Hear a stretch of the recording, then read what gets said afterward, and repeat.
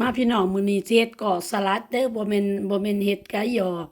บ่แม่นเฮ็ดไก่หยอกขาวกินเด้อพี่น้องเฮ็ดกอกสลัดว่าซั่นซะเขาเอิ้นว่าสลัดโรลภาษาลาวเพิ่นเว้าอยู่เมืองลาวสลัดโรลว่าซั่นเด้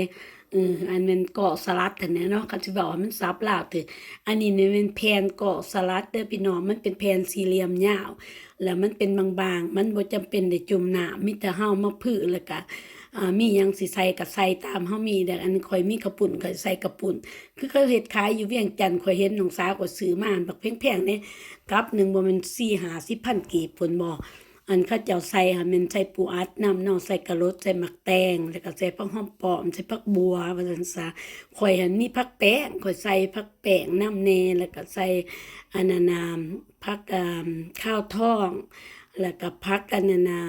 ผักชีดิบหั้นน่ะ มันหอมคือผักขะแยงก็แซ่บได้พี่น้องแล้วก็ตำอันนั้นเขียบหมูใส่แหน่แล้วก็ใส่แฮมแหน่พอมีแฮมมีเขียบหมู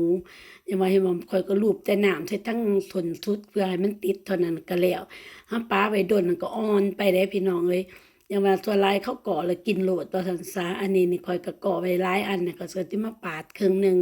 ว่าซั่นซะก็บ่ได้เฮ็ดจบเฮ็ดงามปานใดดอกเฮ็ดกินเองว่าซั่นซะพี่น้องเอ้ย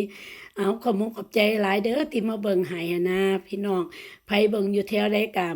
อันนั้นน่ะคอมเมนต์มาแหน่อยากรู้ว่ามีไผเบิ่งแหน่ว่าซั่นซะอยู่ขอบ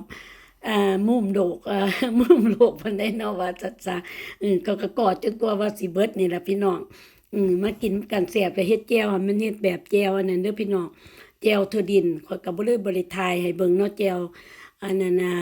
ใส่น้ำส้มสายชูน้ำแหน่แล้วก็หอยสินสออันที่ว่าอันนั้นเครื่องของอันนั้นเนาะคันแม่นอยู่บ้านเฮามันบ่มีก็แม่นใส่น้ำตาลใส่ถั่วดินอันนั้นแหละซอสถั่วดินหั่นแหละแล้วก็ใส่น้ำซีอิ๊วแดงแล้วก็อ่ใส่น้ำส้มสายชูใส่น้ำเนาะซิมเอามักรสใดก็แม่นเอาตามใจหรือว่าสิเอาน้ำสลัดกินกับก็ได้ขึ้นกับผู้มักเนาะพี่น้องเนาะข้อยก็ตัดเป็นอันกินว่ามีพี่น้องมายามก็เลยเฮ็ดท่าเขาเจ้าว่าซั่นจ้ะ